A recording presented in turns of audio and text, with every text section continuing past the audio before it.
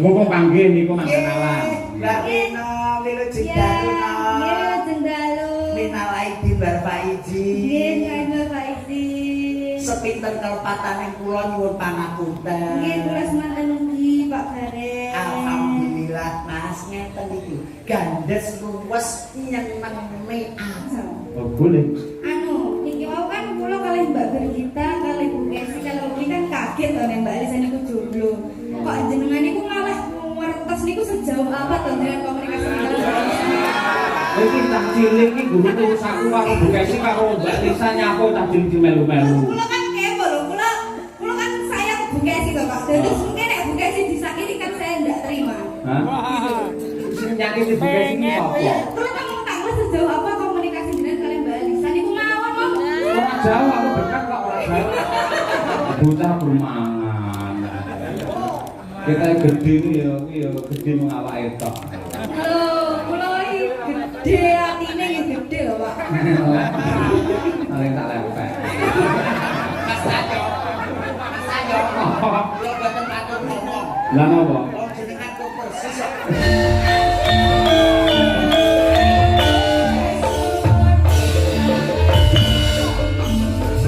Pinanganten sekalian. Nggih, Mas Arbi kalian Mbak Nindya.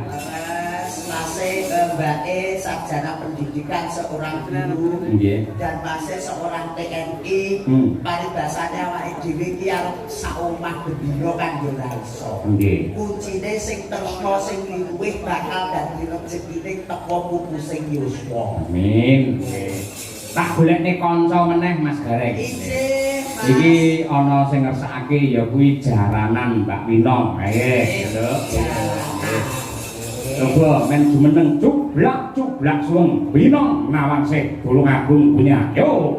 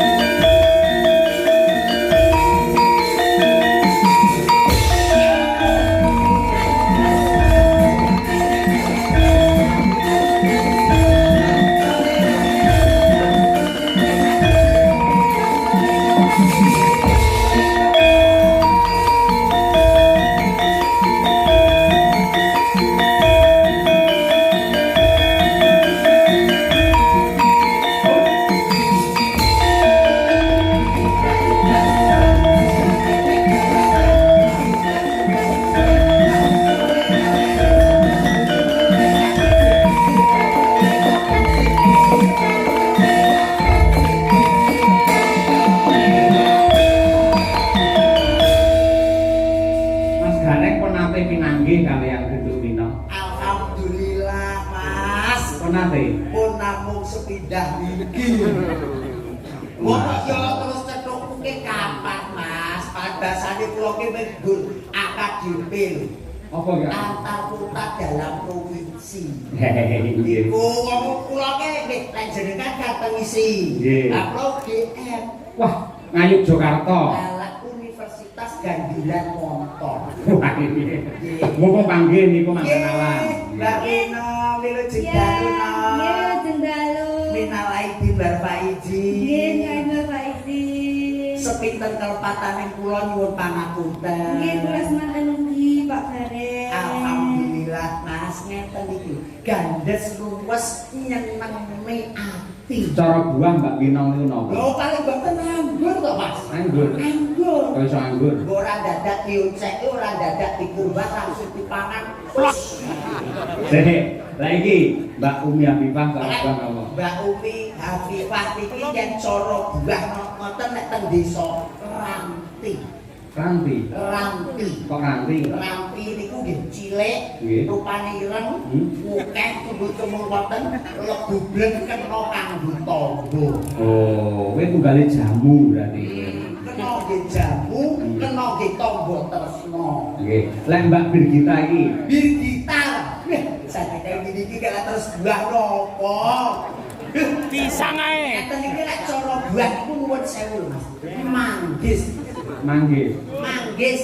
Kok manggis? Manggis niku tidak pernah bohong. Sing buri 5, jerone ya 5. Nggih. Niku Mbak Kesi napa? Bu Kesi ta. Lho. Lek Bu Kesi niku sakniki napa kula rumiyin? Yo sakniki wong biayane saiki kok. Sakniki ta. Nganti elek surat ajanah nggih. Boten Pak Bu Kesi niku nuwun sewu. Cara buahe ngoten melon tanpa biji. Mewah. Kayak hilang. Melon tanpa biji. Tukune ning gengok etan kono dibuka marep kulon seret banyune cur. Dulur pekol, dulur bringin kabeh padha seneng. Yen kuwi bar Bu Kesi Mbak Tri Hastuti, Mbak Tutik. Mbak Tuti niki lek cara buah Mbak Tuti niki pun sewek semangka. Lek semangka. Nggih semangka niku dipanane lek pun ning wayah poso. Dadi lek ora poso ora dipangan ya. Nggih, ora poso ya ora tau. Ujune semangka kok Mas. Selanjutnya salah kau semangka. Mbak Lia, terbang apa? Mbak Lia mriko to? Nggih. Nuwun sewu Mbak Lia nggih. Nuwun sewu apa ya sik. Niki kula cedhaki ngoten panu nggih Mas nggih. Nggih, watan sudah demek. Boten namung kula anggap tok. Lah didemek nuntut kuwi. Ora malah seneng kula. Cedhaki ngoten niku kula demen Mbak nuwun sewu. Alah, pun kecekel Mas iki. Apa cara buah? Pace. Dijamu ya. Siap. Oh, boten sia-sia. Kuwi seniore Parasinden lho iki. Suarane apik. Warpo senior Parasinden jenengan aja nyedak lek kentut. Wah, kula katek kentut bae tak ambet pabel ya kowe pace. Kok kok kanca. Main komplit Mbak Lisa cara buah apa? Lek Mbak Elisa lah, wis bendino teng mriki lek iki kan nggih buah kesukaan. Oh, makanan sehari-hari. Makanan sehari-hari komplit kabeh kuwi. Apa kuwi? Iya seneng semangka enek. Vitamin. Terus apa kuwi melon enek. Terus duren enek. Terus aku salah enek. Terus kuwi buah-buahan kabeh enek niku. Dadene sitok sak kresek. Sampeyan cara buah ya apik. Oh, napa Mas? Cara buah sampeyan ki pelem. Pelem Pelem sing luwegi rupane kuning semua abang kae. Nek digondo codot dadi ya. Boten napa-napa Mas, mundhut juk ora cocok jenengan dahan. Iya. Eh. Ah, gila nang. Di mesti ya penggemarmu ono sing ngersake jalanan. Mbak Rita niki napa meneh iki tak bumi reok Ponorogo Mas. Pokoke ya jenenge jalanan iki tidak hilang dari pandangan seorang penduduk Ponorogo. Nah, nggih. Nggih, Pak. Niki sadurunge nembang kula ajeng tamet angsal. Oh, boleh. Niki wau kan kula kalih Mbak Bergita, kalih Bu Kesi, kalau iki kan kaget to nek Mbak Elisa niku jomblo. Kok jenengan niku malah ngertos niku sejauh apa to dengan komunikasi kalian Mbak Elisa?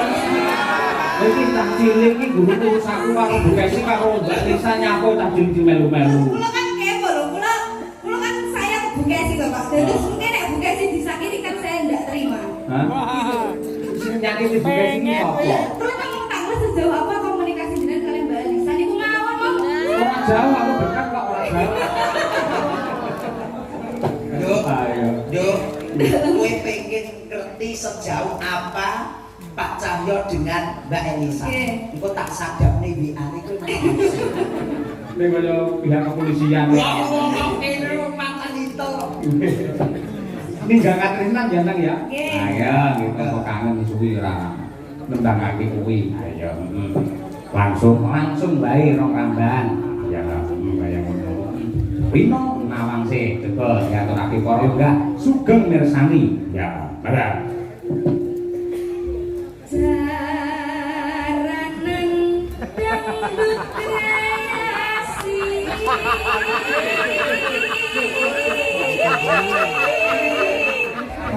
Jadi janji ayu, orangane ape? Ning tell me iki.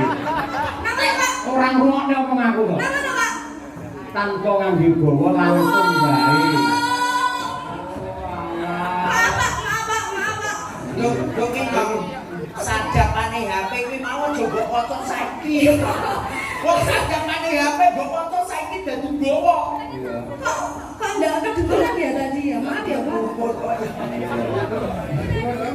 Ya wis ora apa-apa enggak. Enggak apa-apa wis, ndak sido nek ngono. Ngojo ngadu metu ora udo piye ora. Diterus lagi. Saiki sing lenggah wae sing menghakimi. Pripun dibawani mboten, Pak? Oh, bawa kuwi lho, kowe diselamatkan. Iya. Iya, pikirane ya padha karo Mbak Elisa.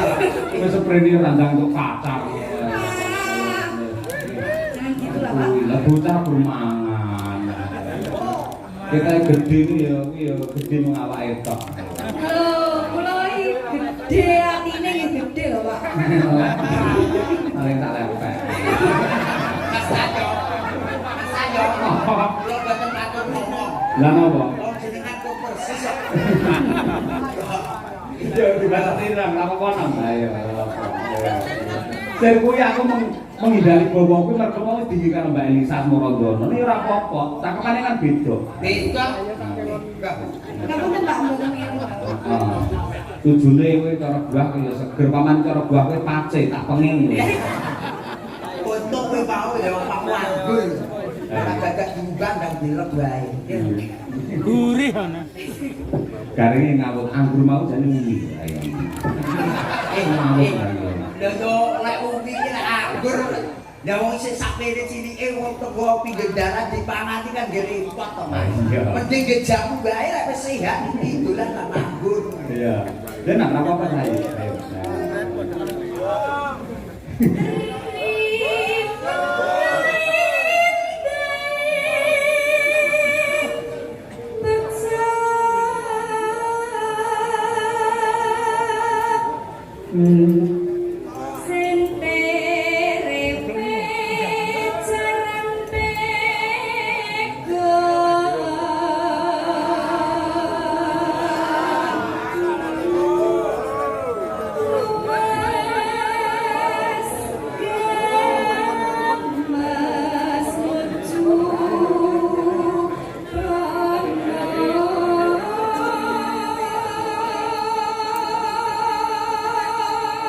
No.